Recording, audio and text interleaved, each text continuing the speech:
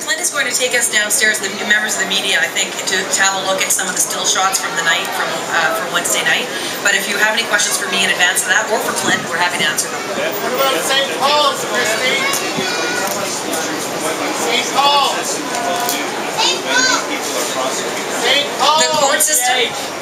Yeah, well, there are two parts to this, of course. Part is the Solicitor General part, and making sure that from a provincial perspective we're providing all those resources that I talked about. And that's the first half of it. And that's, you know, like it says on the sign over there, and I didn't write this, we will get you. We will find these people and we will prosecute them. Then once charges go toward Crown, it's really important that these cases don't get lost in the system. And, you know, I compare this it's a crime that has affected all of us, and all the people that are here today feel like we were all affected in some way, even if we weren't here when it happened. And it's like when your house gets broken into. It's not what they took. It's not the physical things that they broke when they were there. It's that they were going through your home without permission. And that's what we all feel like as a result of these vandals and looters on Wednesday night. So we are going to make sure that we're finding ways, I'm working with the Attorney General now, to find ways to make sure we are focused on these cases as they move through the system. We want them to move through to a quick and expeditious conclusion. And we don't want them to get lost over a period of years in the system like often court cases do. Are you worried that they might get you know, well, as I've said, those days of the slap on the wrist for these kinds of people are over. Because one of the things we heard from police, and we hear from them often, is they know who these people are because they see them commit these kinds of crimes again and again and again. I want to see an end to that revolving door of justice. I want the people that were responsible for this and who were responsible for perhaps causing trouble during the Olympics and for causing trouble at similar events here and across the country. I want them to see the inside of a jail cell because we want them off the streets of the city, and we need to send a message to people that Vancouver isn't a place where you can get away with this kind of thing. In terms of resources, there's some now, but what about before the fact of prevention? What's the problem now? By giving Vancouver as a city, police provide more funds than we were asked to provide resources. We provided all of the resources that were asked for. So there were hundreds of RCMP officers from around the region that were on the streets of Vancouver on Wednesday night. When the VPD asked for those resources, they were prepared and ready to come. And when they asked them to come, they came. There was no discussion about budget. There was no discussion about, gee, is there enough money? There was a need. They came.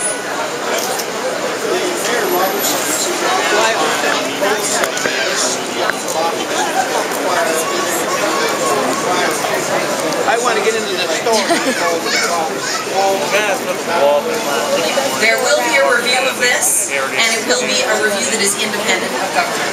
I am not today going to offer up all kinds of criticism of policing, because I think, you know, you look at what happened, and we're 36 hours after the event, and I see around me today a lot of support for the work that the police did, and you talk to the folks that were inside London Drugs.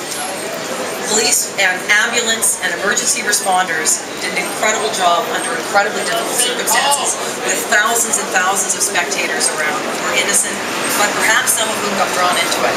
So yes, I believe that there does need to be a review, and the reason that there needs to be a review is this. Criminality evolves and policing needs to adapt. So we need to understand what happened and what we can do to adapt in the future. Because you know what? We aren't going to stop having outside events in Vancouver. We are not going to give up our streets to the criminals.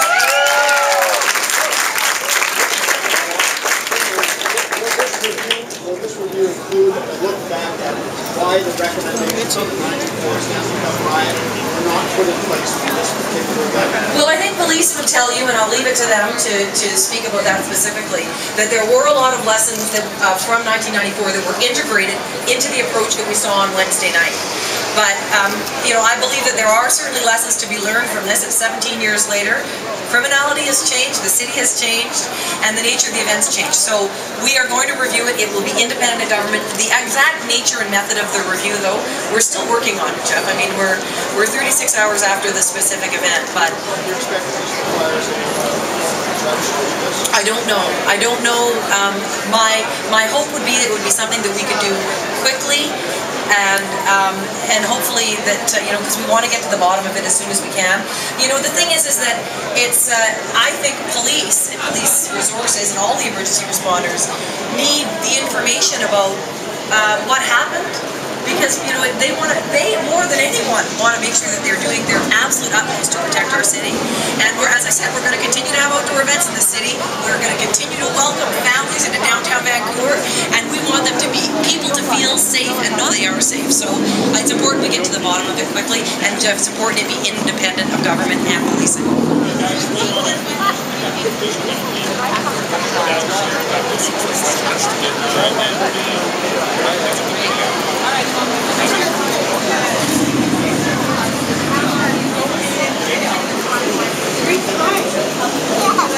In terms of the court system?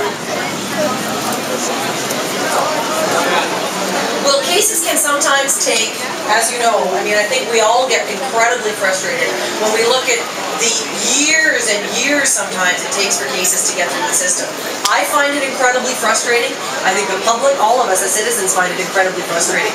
I don't want to see these cases get dragged through the court for years and years and years. So I can't give you a specific time in months, but I certainly want it to be shorter than what typically court cases take in our system. So we want to shorten it up. We're looking at ways that we can do that. We're working with the Attorney General's office to do that. And in terms of the review, in terms of paying for it, it will be paid for by the province. How are you going to do that now? How are you going to do that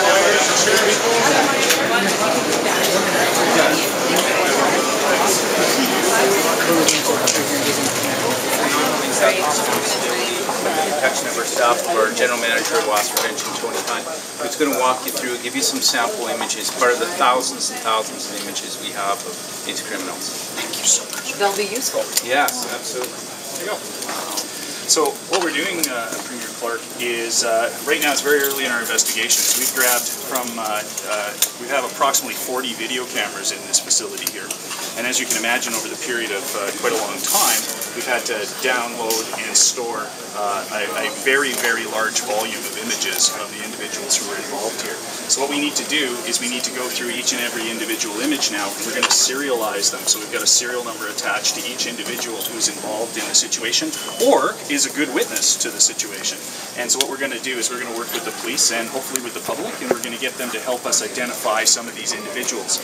It's important to process it properly, because what we need to do is we need to make sure when a tip comes in, it's not, I saw the guy with the Canucks jersey or the green coat on inside your store. We need to identify which exact individual it is.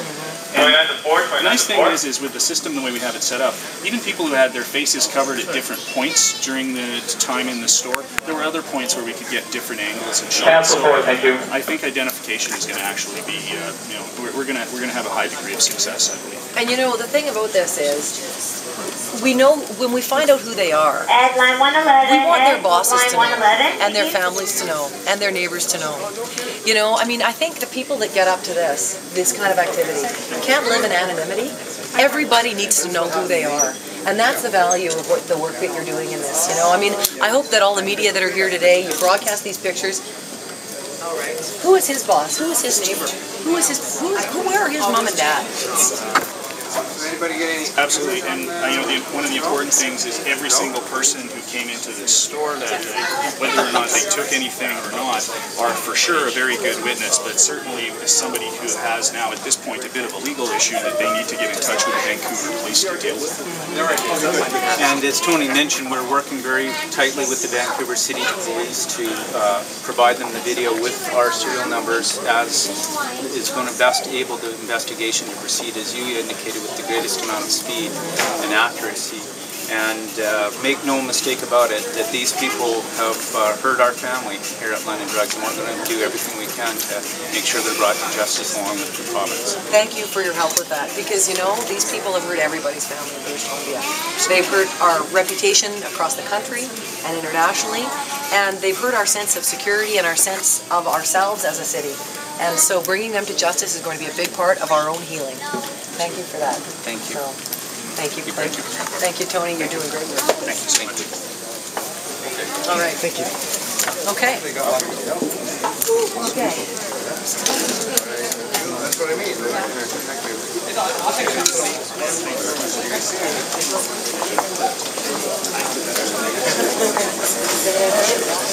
Oh, that's okay. It didn't hurt too much.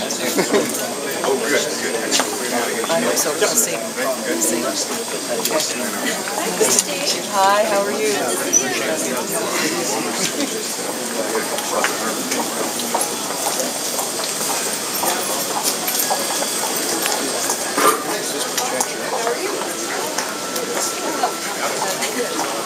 Trying to figure out who that would represent.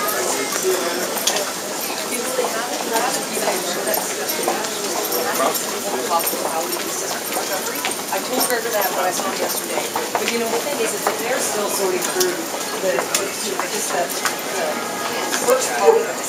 And in terms of the cost of something like that you need to my understanding, and you need to speak to Jim Chu about this, but my understanding is that going into the evening, there was an integrated police plan and approach. Jim Chu and the VPD headed it up. It included many provincial police resources in Vancouver and around the region. So they had an integrated command. It included many provincial resources that were there. And my understanding is that whatever they asked for, they received in terms of resources to support this. What about before the fact, though, like the weeks and months leading up to this? What about those discussions? Well, I mean, you know, the thing is that I guess the important thing is what happened on the night. All of the resources that they requested from the province were there.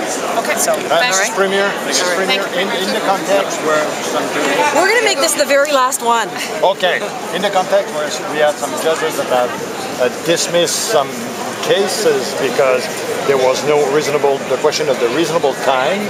If you prioritize those 100, 150 thugs, to use your word, isn't there a risk that some other accused will use that and say, well, sorry, we haven't been judged in a reasonable time? Is there a risk? You mean if resources come from within the system and yes, they're reallocated? We are not going to reallocate resources from within the system. There are going to be resources that come from across government into the system to make sure we can deal with this. We're not going to rob Peter to pay Paul. Okay. All right. Thanks, everybody. Thanks very much. Nice to meet you. Nice to meet you guys. Thanks for coming down. Yeah, thanks. Thanks for caring about the city, you guys. Premier, did you want to do a walk through? No, somebody wants to shake your hand. Mike said hello. Nice to meet you. Nice to meet you too. It would be fruitless